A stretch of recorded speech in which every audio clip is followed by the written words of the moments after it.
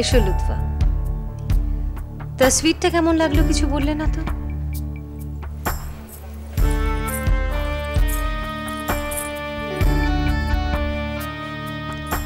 এর বলার কি আছে মেহের, তবে তোমার আগের যা তসবির দেখেছি তার থেকে কিন্তু এটা বেশ সুন্দর হচ্ছে। নৃত্য, গীত আর তসবির লিখনে আগ্রায় তোমার চেয়ে বড় সুন্দরী আর কে আছে মেহের? তাই নাকি? শেহজাদার প্রিয় সখী হয়ে মন রাখার কথাগুলো ঠিক তারই মতন রপ্ত করে ফেলেছো দেখছি। শেহজাদার প্রিয় সখী কে? কে আবার? তুমি, লুৎফা উন্নেসা।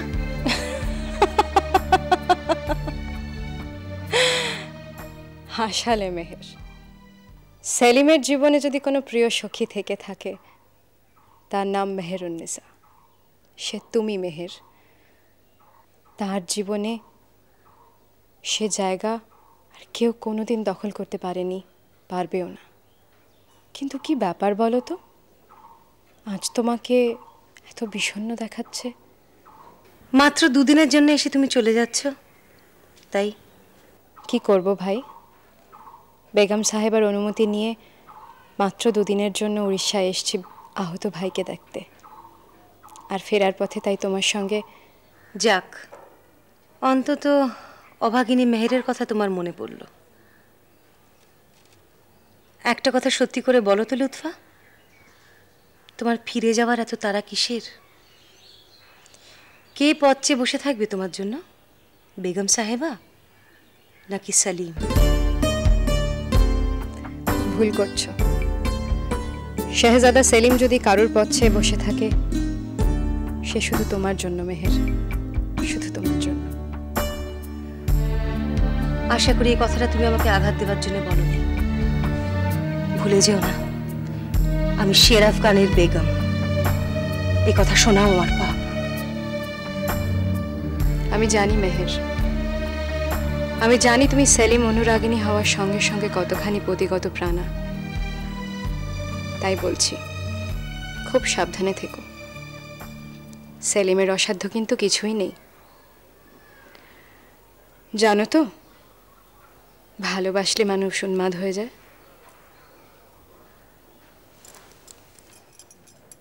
তুমি কি আমাকে ভয় দেখাচ্ছ লুৎফা? ভুলে যেও না, শের আফগান একজন বীর। সে তার মেহেরকে রক্ষা করার জন্য নিজের প্রাণ বিসর্জন দিতে পারে।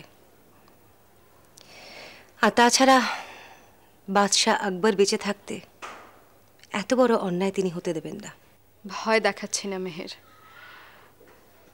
কিন্তু তোমাকে একটা সংবাদ দেওয়া হয়নি। কদিন আগে বাদশাহ আকবর গত হয়েছে। দিল্লির মাসনাদে এখন শেহজাদা সেলিম। বাদশাহকে কে আটকাবে? কি কি বললে তুমি? আজ সেলিম দিল্লির মাসনাদে, আর আমি কোথায়? মেহের, তুমি তোমার মন বুঝতে পারোনি। আমি বলবো, তুমি সেলিমকে আজও ভুলতে পারোনি।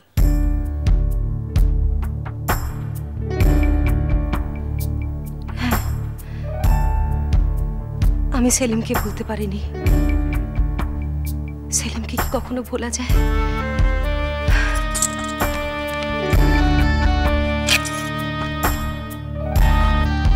তোমার যদি আমার কথা বিশ্বাস না হয়, এটা নিয়ে তুমি আমার হৃদয়টাকে বিদীর্ণ করে দেখো।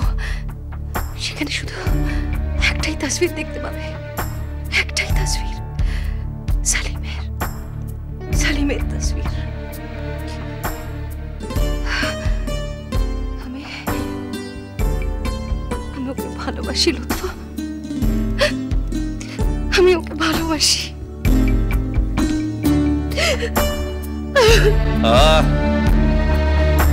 বর্ধমানের বর্ণনা এখন থাক। বাঙালি কবিদের বর্ণনায় অনেক শুনেছি। মেহেরকে কেমন দেখলে তাই বলো। আলিকুলি মানে শের আফগানকে শাদি করে সে নিশ্চয় এখন সুখে শান্তিতে আছে, তাই না? কি হলো, চুপ করে আছো কেন লুৎফা? তোমার সখী আমায় ভুলে গেছে, তাই না? জাহাপনা, এসব কথা বলে মেহেরের ভালোবাসাকে ছোট করবেন না। সে কি আপনাকে কখনো ভুলতে পারে? মেহেরের হৃদয় শুধু একটাই তসবির আঁকা আছে, সে তসবির আপনার জাহাপনা। সত্যি? তুমি সত্যি কথা বলছো লুৎফা?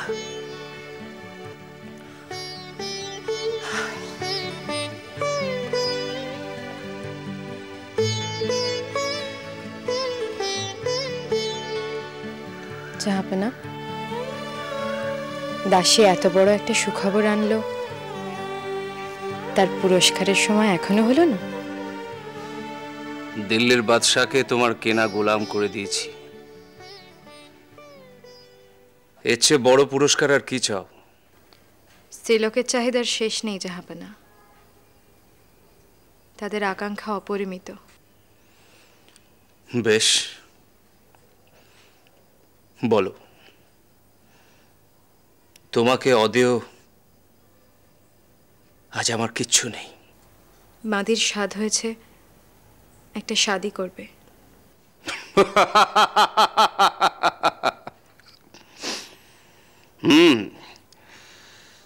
এক নতুন স্বাদ বটে। তা সেই সৌভাগ্যবানটি কে? আমার প্রথম স্বামী। তাহলে এই নফরের দশা কি হবে? নেহাত মন্দ হবে বলে বোধ হয় না। আর তাছাড়া আপনাকে তো মেহেরের হাতে দিয়ে গেলাম। লুৎফা, কেন এভাবে আমাকে পরিত্যাগ করে যাচ্ছ? একই বৃন্তে কি দুটি ফুল ফোটে না? তোমরা দুজন আমার হৃদয় বৃন্তে দুটি ফুল। জাহাপনা, এক বৃন্তে দুটো ছোট ফুল ফুটতে পারে, কিন্তু এক মৃণালে দুটো পদ্ম কখনোই ফোটে না। আমি আপনার হৃদয় সিংহাসনের কাঁটা হয়ে থাকতে চাই না, চাই প্রেমের স্মৃতি নিয়ে বেঁচে থাকতে। আমাকে বিদায় দিন। লুৎফা, এত নিষ্ঠুর, এত নিষ্ঠুর তুমি? বেশ, তুমি যাও, তোমাকে আমি বাধা দেব না, কারণ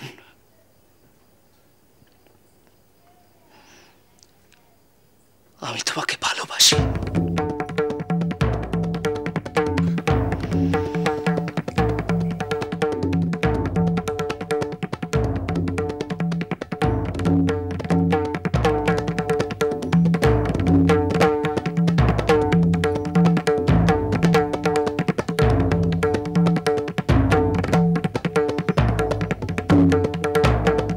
আচ্ছা বউ, কিলা তুই কি সারা জীবনে তপস্বিনী যোগিনী হয়ে থাকবি?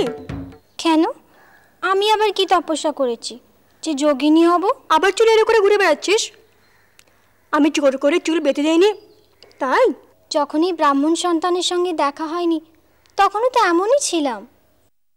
তাতে যদি যোগিনী বলো তো যোগিনী। ও যখন ছিল তখন, এখন তুমি ওভাবে থাকতে পারবে না। কেন? কেন আবার? পরশ পাথর কাকে বলে জানিস? পরশ পাথরের ছোঁয়ায় লোহাও সোনা হয়। মেয়ে মানুষেরও পরশ পাথর আছে। সেটা আবার কি? স্বামী। পুরুষের ছোঁয়ায় যোগিনীও গৃহিণী হয়ে যায়। যাকে এদিক পানে আয় দেখি, চুলটা বেঁধে দিয়ে একবার।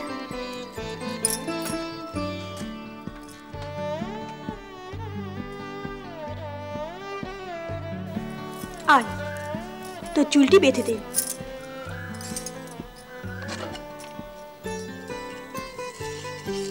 তাহলে পরশ পাথর ছুঁয়ে সোনা হলাম, ভালো কাপড় পরলাম, খোপায় ফুল দিলাম, সবই হলো, কিন্তু তাতে কি সুখ? ফুলটি ফুটলে কি সুখ হয় বলো তো? দেখে লোকের সুখ, তাতে ফুলের কি? অত জানি না বাবা, কখনো তো ফুল হয়ে ফুটিনি। তবে হ্যাঁ, তোমার মতে যদি করি হতাম তাহলে ফুটেও সুখ পেতাম। তোমার তাতেই সুখ? হ্যাঁ গো, আমার তাতেই সুখ। আচ্ছা বউ, সত্যি করে বলো তো, তোমার কিসে সুখ?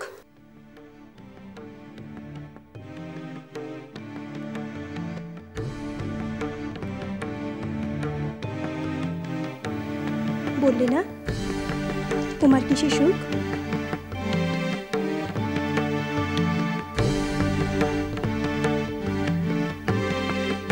আমার সুখ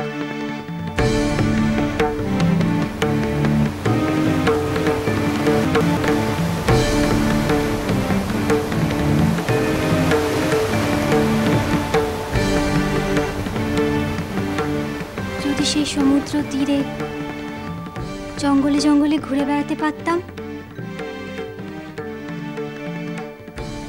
আমার তাতেই সুখ।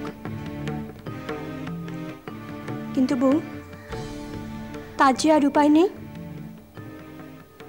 কি করবে বলো?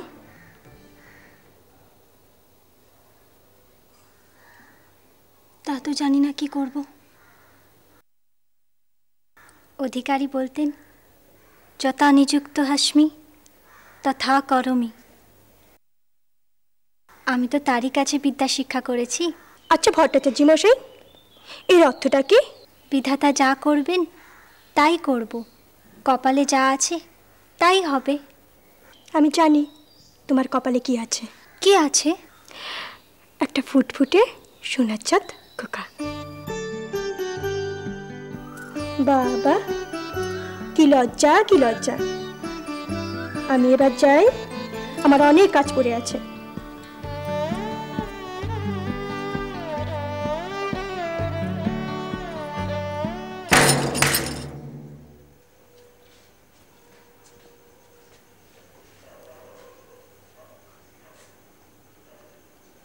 ভয় নেই, শীতল পানীয় আমার হিন্দু দাসীর হাতে তৈরি। আমি তো বলছি আমি কিছু খাবো না। আমি উঠবো এবার।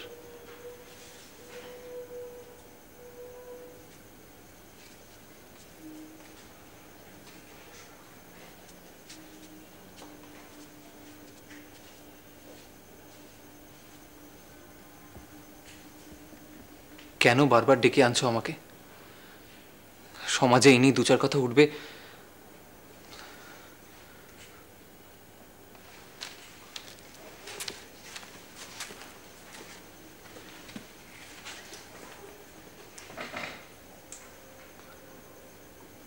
আমাকে আর এইভাবে ডেকো না।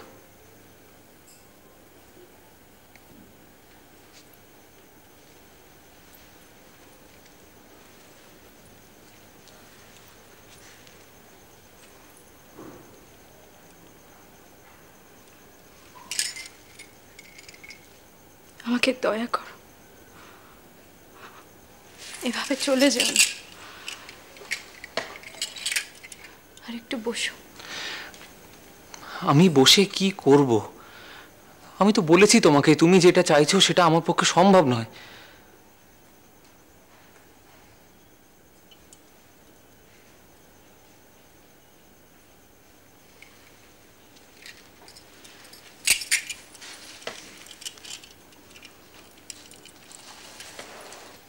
শুধু একটিবার আমাকে তুমি বলো, বলো তুমি কি চাও? যা চাইবে, ধন সম্পত্তি যশ মান, আমি সব তোমার পায়ে এনে লুটিয়ে দেব। পরিবর্তে আমাকে তোমার দাসী করো। আমি তোমাকে আগেও বলেছি, এখনো বলছি, আমি দরিদ্র ব্রাহ্মণ, আর এই জন্মে আমি দরিদ্র ব্রাহ্মণই থাকতে চাই। তোমার দেওয়া ধন সম্পদ নিয়ে আমি জবনিজার হতে পারবো না। কি কি বললে তুমি? জবনিজার? বেশ, আমি তোমার থেকে আর কিচ্ছু চাইবো না। শুধু কথা দাও, দিনান্তে এই পথে একটি বার যাবে, আমি তোমাকে শুধু একটি বার দেখব। তুমি জবনী, পরস্ত্রী, তোমার সঙ্গে আমার কোনোদিনই দেখা হবে না। যাও, যাও তবে এখান থেকে। নিষ্ঠুর, এত নিষ্ঠুর তুমি! আমি তোমার জন্য আগ্রার সিংহাসন ত্যাগ করে এসেছি, তুমি আমাকে ত্যাগ করো না, দোহাই। এই মিথ্যে আশা ত্যাগ করো, তুমি আবার আগ্রায় ফিরে যাও। আগ্রায় আমি ফিরে যাব না। কেন কেন যাব? শ্বশুরমশাই জাত দিয়েছেন। আমি তো দিইনি। তুমিও তো তার সঙ্গে ছিলে। আমি তো পালকিতে ছিলাম। বাবা বলেছে তারই দিতে হবে। উনি বলার কে? আচ্ছা, আমি না তোমার সহধর্মিনী। তুমি যাবে কি না? না। তুমি যাবে না? না না না। সত্যি করে বলো তো, তুমি কে?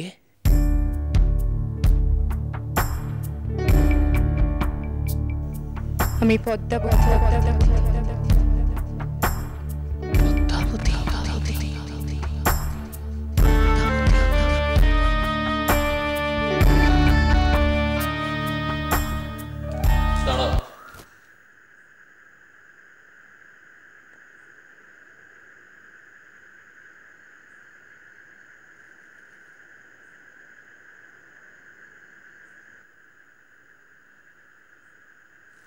কোথায় যাচ্ছ তুমি?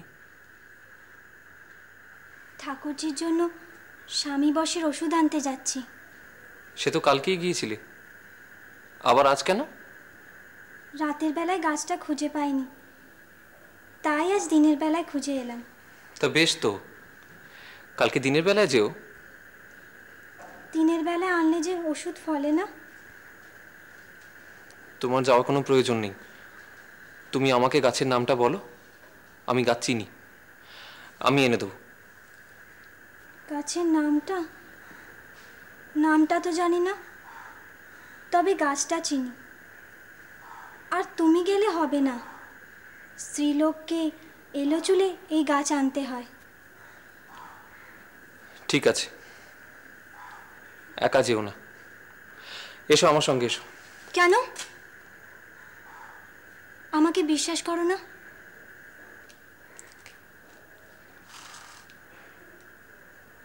কি বললে মৃন্ময়ী? আমি তোমাকে অবিশ্বাস করি?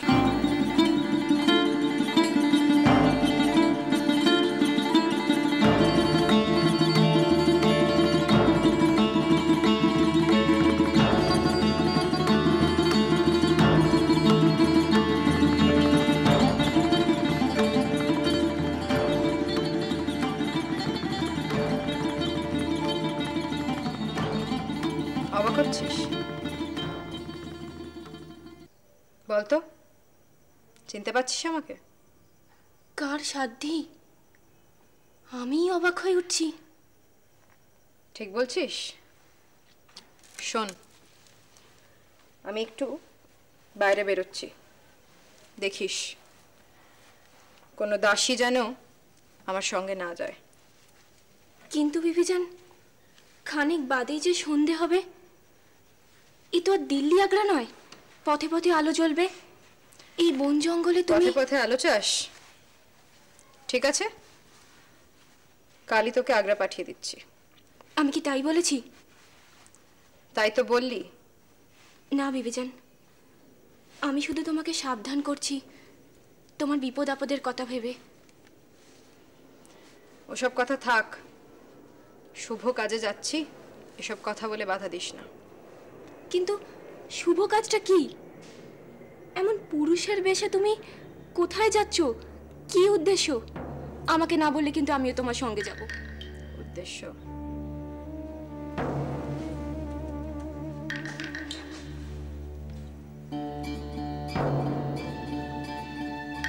উদ্দেশ্য একটাই, কপালকুণ্ডলার সঙ্গে তার স্বামীর বিচ্ছেদ।